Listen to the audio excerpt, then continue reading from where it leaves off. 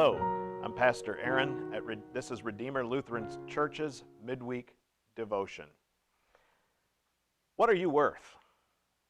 It's said in our business and sports and entertainment worlds that you are worth what someone is willing to pay you.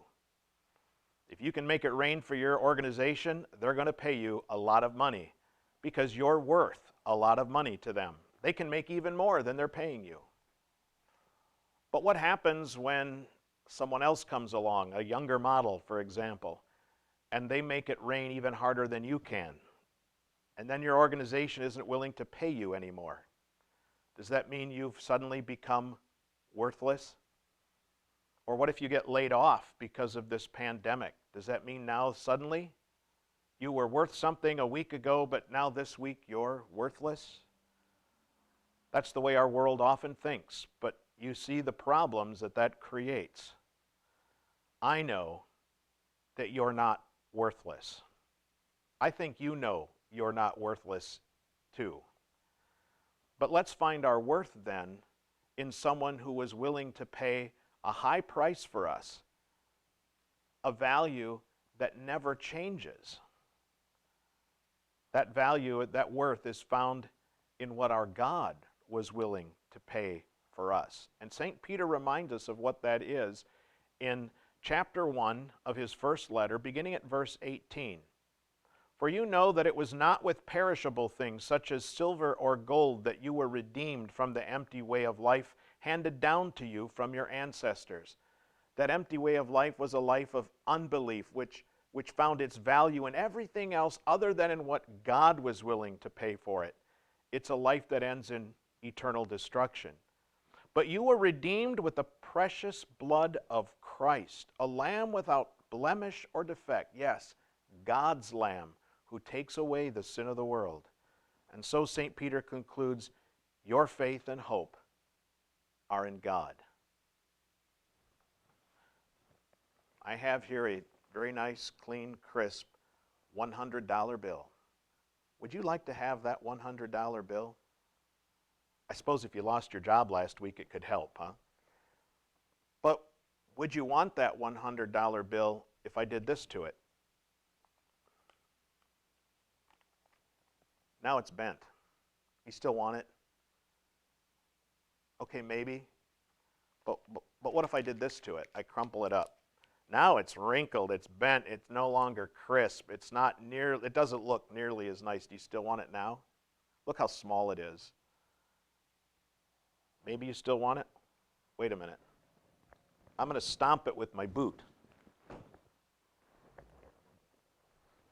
Phew. Now you want it? It's been bent, crinkled, stomped on. Doesn't look nearly as nice. Wow. I don't know.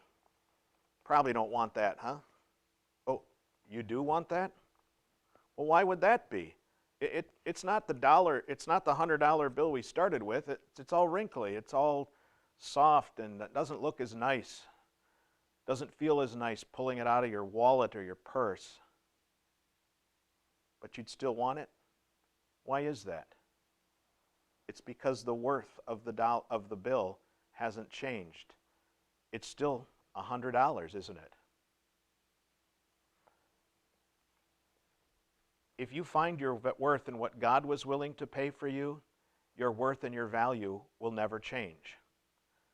Because God was willing to pay for you the highest price possible in all creation.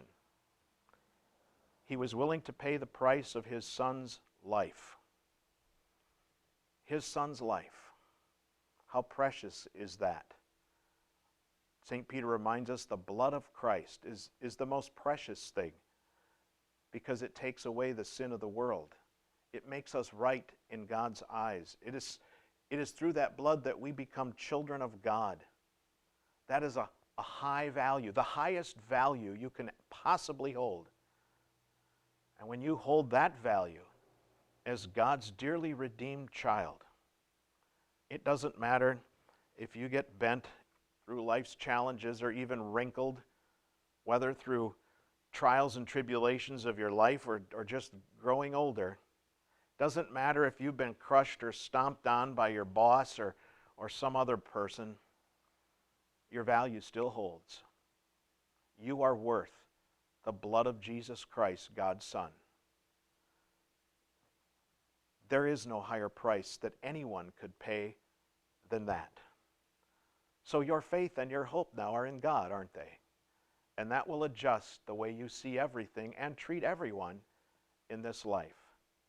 I encourage you to build your life and continue to build your faith on that truth. Have a blessed week.